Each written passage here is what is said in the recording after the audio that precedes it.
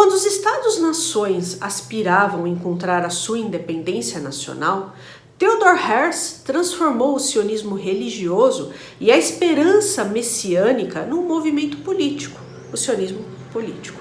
Após ouvir um grupo de franceses gritando "morte aos judeus", o referido jornalista percebeu que a comunidade judaica não tinha sido aceita e mais, corria risco na Europa. Theodor Herzl cobria o caso Dreyfus, um capitão da artilharia da França acusado falsamente de traição, quando ele viu essa cena que eu descrevi. Assim, Theodor Herzl desenvolveu a ideia de que o antissemitismo só teria fim se os judeus tivessem um Estado. E assim ele escreveu o livro O Estado Judeu. E sobre o sionismo político, nós vamos falar hoje.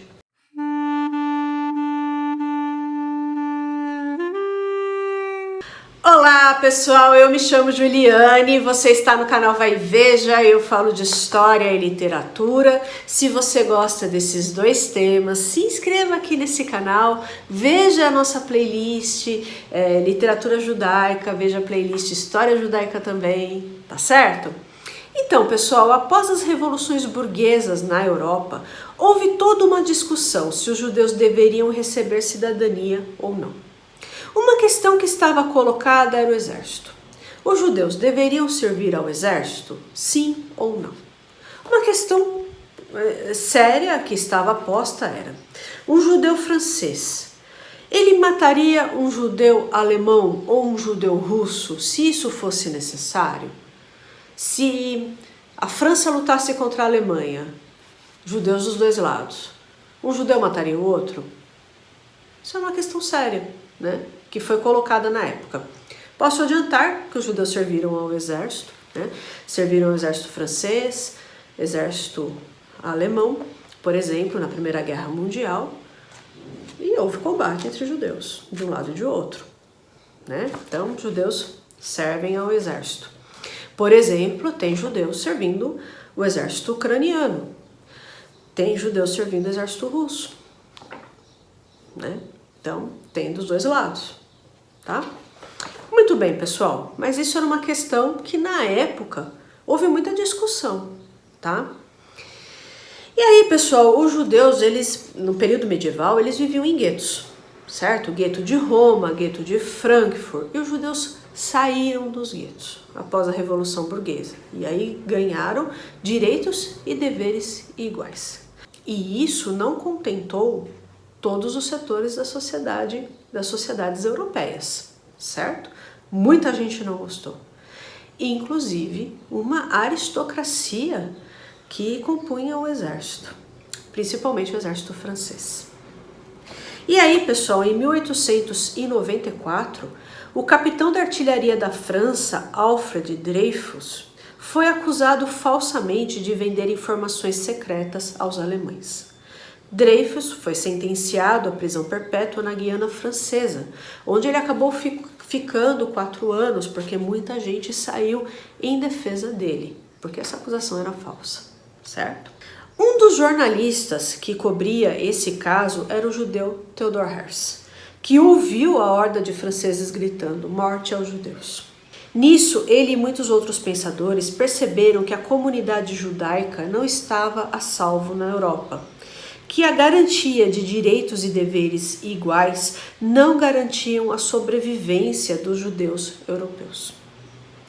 Muitos pensadores começaram a entender que uma perseguição grande aos judeus viria, mas eles achavam que viria dos franceses ou dos russos, onde o antissemitismo era muito grande, e não dos alemães, que era considerado o povo mais culto, mais rico da Europa, né? Theodor Herzl escreveu o livro O Estado Judeu, que propunha a construção de um Estado judeu para acabar com o antissemitismo. Theodor Herzl acreditava que o antissemitismo se devia principalmente pela falta de um território. Olha só o escritor falando: deve ser concedida a nós a soberania sobre uma porção da superfície da terra, adequada às nossas necessidades e justas ambições do povo. Nós mesmos proveremos todo o restante. Em outro momento, Theodor Herzl escreveu o seguinte: A pressão exercida sobre nós não nos torna melhores. Não somos diferentes dos demais homens. Com certeza não amamos nossos inimigos, mas só quem é capaz de dominar-se tem o direito de nos reprovar. A pressão provoca naturalmente em nós sentimentos de hostilidade contra nossos opressores, e nossa hostilidade aumenta, por sua vez, a pressão. Se torna impossível sair desse círculo vicioso. Então ele está falando o seguinte, que o antissemitismo não torna o judeu melhor, torna o judeu pior, certo? E muitas vezes, né, os judeus, eles acabam se fechando por conta desse antissemitismo, certo? E aí, pessoal, a ideia era construir, entre aspas aqui, um novo judeu. Um judeu que trabalhasse na terra. Porque no período medieval, os judeus não podiam ser camponeses, não podiam ter terras, certo? A comunidade judaica normalmente exercia funções que os cristãos não queriam ou não podiam, como empréstimos de dinheiro, a juros, né? E o comércio. E assim, pessoal, Theodor Herzl se baseou no Tolstói, né? Nessa valorização do trabalho na terra.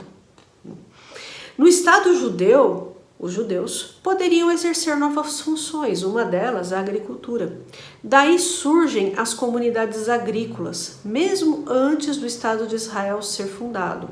Os kibbutzim são fazendas coletivas, kibbutz no singular, começaram a ser construídos mesmo antes da fundação do Estado de Israel.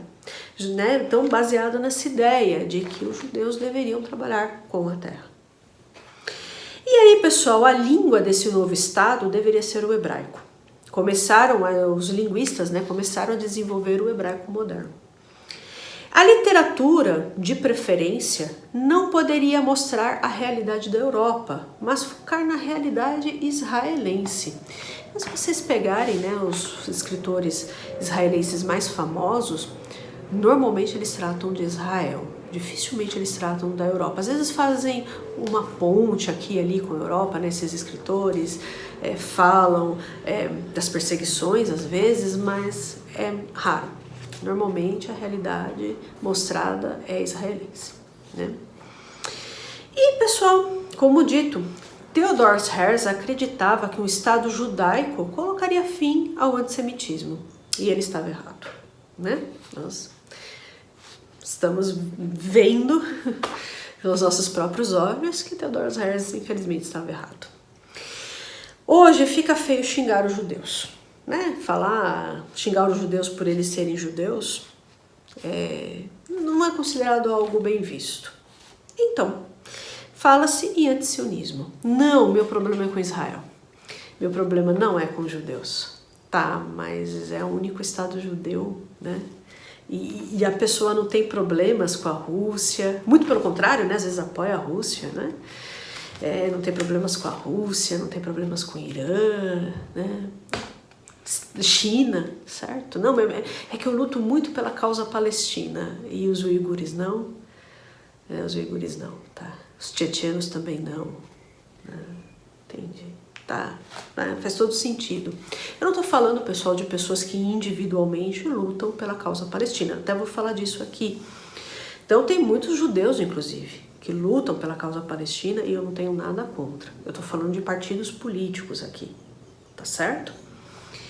E aí, pessoal, eu vou ser honesta, eu não trabalho com a causa palestina, não estudo isso, tá? Não milito nisso, mas não tenho nada contra, certo? Só que apoiar a causa palestina para um Estado, para a construção de um Estado, é uma coisa. Apoiar o grupo ali da faixa de Gaza é outra coisa. Apoiar absurdos, atrocidades, antissemitismo nu e cru, aí a gente já está falando de outras coisas, certo? Muito bem, né, pessoal? Eu não sei porque essa antipatia, né, de setores da esquerda aos judeus. Eu sinceramente não sei. Eu teria que estudar, ver se alguém estudou isso aqui no Brasil, o antissemitismo de esquerda, mas ele existe e ele é muito forte, inclusive. Eu trabalho com a seguinte hipótese. Eu acho que há uma crença na mente dessas pessoas de que os judeus são ricos, milionários, que todo mundo é Mark Zuckerberg, todo mundo é banqueiro, né? Nossa, muito longe da realidade, muito longe, né? Quem é aqui do canal já cansou de me ver mostrando judeus muito pobres, né? Porque meu foco de estudo, eu disse isso para vocês, né? O meu foco de estudo são os judeus do leste europeu, são os judeus do Império Russo, os judeus na Revolução Russa. Eu estudei também bastante o Holocausto. Esse é meu foco, né, de estudo. Então eu já mostrei aqui no canal várias vezes os judeus do leste europeu. Eles eram e são pessoas muito pobres, você entendeu? Em Israel há muitos judeus vivendo abaixo da linha da pobreza, gente, dependendo do estado, certo? Mas os nazistas, eles bateram muito na propaganda a figura dos Rothschild, que eram banqueiros, que eram judeus. Então eles falavam o seguinte, os judeus são Rothschild, que dominam o mundo, ao mesmo tempo que os judeus são todos comunistas. E aí usavam a figura do Trotsky, da Rosa Luxemburgo, né, para dizerem que todos os judeus eram comunistas, o que também não é realidade, não é a realidade. Então tudo aquilo que eles não gostam, eles jogavam nos judeus. Há capitalistas que financiam ou que apoiam a democracia liberal, que os nazistas não gostavam, então são judeus. Comunistas, que eles também não gostavam, bom, judeus também, né? Eles não gostavam dos bolcheviques, odiavam os bolcheviques, então também todos judeus. Enfim, pessoal, mas eu acredito que seja algo baseado nisso, né? Eu acho que é uma crença assim de que todos os judeus são ricos, né? Todo mundo, né, joga dinheiro pela janela, sei lá, deve ser algo assim.